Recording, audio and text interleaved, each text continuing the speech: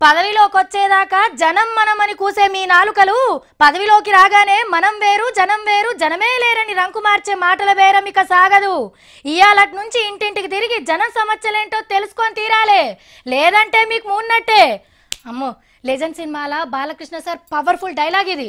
మరి అసోంటి సార్ తాన పనిచేసేటోళ్ళు ఎట్లుండాలి, కానీ ఎట్లున్నారో చూడండి. మనోని కథ కూడా గిట్లనే ఉన్నది పో.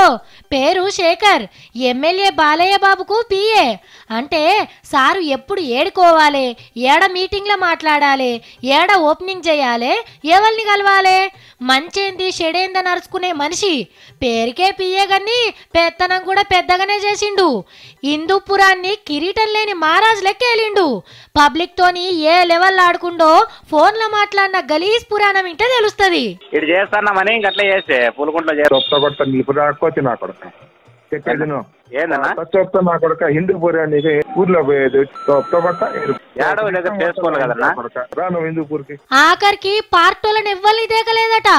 ఎమ్మెల్యే సార్ కంటే ఎక్కువ చేస్తుండని తమ్ముళ్ళంతా కలిసి పెద్ద ఉద్యమమే లేపిండ్రు. ర్యాలీలు ధర్నాలతోని 144 సెక్షన్ పెట్టే కాడికి వచ్చిందంటే మనోడు ఎంత పెద్ద తోపో చూడుండ్రిగా. ఇంత జరుగుతా అంటే పిఏ శేఖర్ అన్న ఘనకార్యాలు ఆఖరికి తెలిసినాయట ఎమ్మెల్యే గారికి. బావతోని మీటింగ్ పెట్టి పిఏని తీసేపిచ్చిండు మొత్తానికైతే.